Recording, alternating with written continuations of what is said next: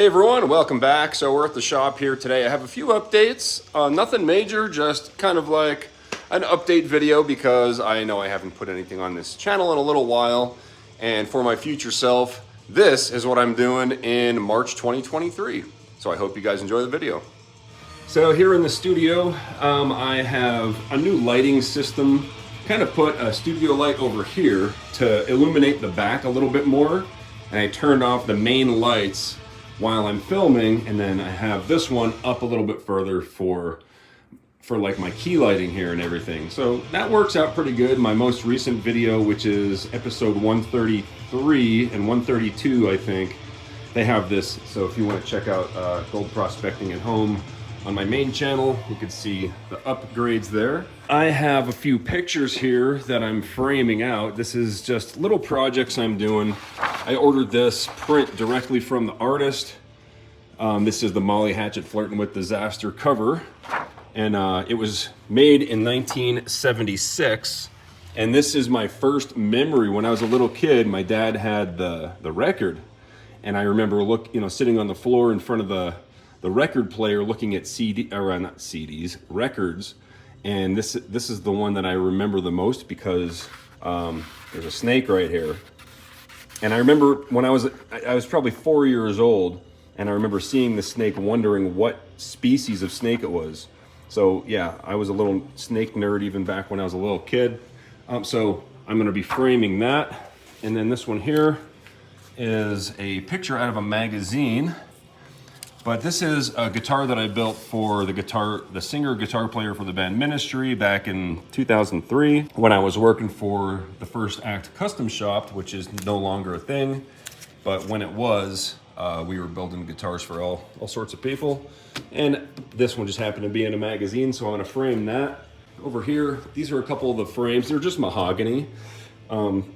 Just doing miters on them. And over here I had some leftovers, so I'm making a little tiny picture frame for whatever, just in case I need it for something at some point. But that is what's going on right now. So all of the guitars I was working on in the last run, they're all completed. 4 of them are gone, the others are still here. You can purchase those on KleshGuitars.com if you wanted to. I do have a new finishing system that I've been working on for the past couple weeks. Just a lot of trial and error, trying to get the best results. Different test pieces. It's a 2-part catalyzed urethane. Here, I'll show you what it is. It is the Centurion wood coating, the water-based stuff, the 2800 series.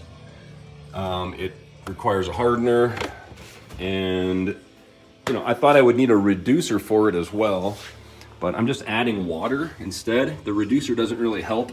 I was having some orange peeling problems, and so I've been messing with the humidity, the temperature, the pressure, the ratios. It's a big deal, so it's a lot of trial and error till I get it right. But once I get it right, and I think I'm almost there, we'll be good to go.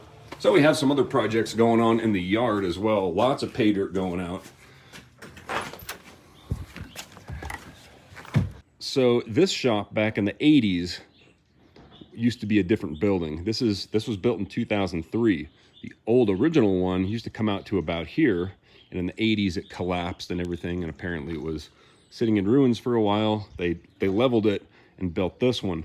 But in the ground to wherever this came to before, there's all these rocks everywhere. So I've been classifying the yard, filling up these buckets with rocks. And there's still a lot in here. And so I have to basically, right now the ground's a little bit frozen. It's actually probably diggable now. It was frozen this morning. I want to till all this up, pick all the rocks out, remove them. And then I got a yard of garden mix in the back of my truck. I backed the truck in here, and I want to mix all that in here, and I want to have a garden. You see these pavers? I'm going to have a path going all the way up to the end of the building here, and a path going all the way here. So I'll have a garden here, here, and here. All the tall stuff like the corn is going to grow here. All the tomatoes and medium-sized plants are going to go here, And then all the garlic and carrots and potatoes will be going right here. So shortest to tallest because the sun comes from that way. I threw my back out last week when I tried doing this, so I had to take a break. That's why this is all dug up. But this morning I'm feeling better, so I started digging again. Here's the western slope. Our blackberries and blueberries, they all died up here. I didn't expect the blueberries to live. Maybe the blackberries, but definitely not the blueberries. But she insisted on planting them here. Blueberries need a swampier area, and this is on a dry hill, so it didn't make sense to begin with, but it is what it is. This stump I'm gonna leave here. I'll inoculate it with some oyster mushrooms or something, maybe shiitakes. Maybe I'll have to put some shade around it because it is quite exposed to the sun, and that's not gonna do good for that. But anyway, this whole side of the yard is gonna be a farm. Breakfast is looking good this morning. All right, let's check out the mushroom. So as you can see, she's been quite busy gardening already. We're getting things started. Inside the mushroom, let's turn the lights on. I can show you what's going on here. So I have a couple mono tubs here. They're going to be growing some mushrooms soon.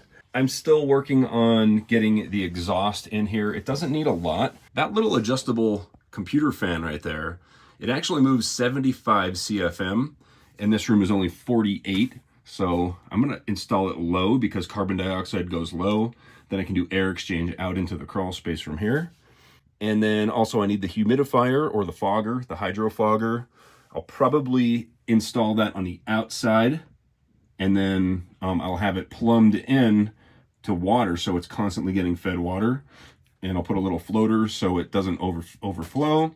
And then I'll have that piped in probably from the top, maybe that corner or over here or something. So that's the situation here. Lots of mushroom growing supplies ready to go. It's all good. So as far as guitars go, I have a lot of requests for left-handed guitars. And yes, I can totally build left-handed guitars. Just email me. You can go to the website and you can contact me through there, and we can talk about whatever guitar you want built. But pretty much these are your options. I took the Manta down because I don't like that one anymore. We got the Succubus, the Asp, Shadow, XK, and the Venom. If you wanted me to build a Venom like this, I could certainly do that as well as a right-handed instrument. So here's what a Venom looks like. And yeah, it is difficult to access the 24th fret. You can get to the 21st, but the 24th, you can reach it, but it's kind of like, it's not perfectly comfortable. This was kind of a concept design, but if you wanted me to flip it around and have it that way, I could certainly do that, or I can keep it as this, right? I could do them 8-string, 6-string, 7-string. I have not built a template for a 9-string yet, but that's obviously not out of the question. I don't know why you would need 9 strings, but I did start building the 8-string guitar back in 2003 before they were a thing, so I'm not opposed to building a 9-string, I suppose.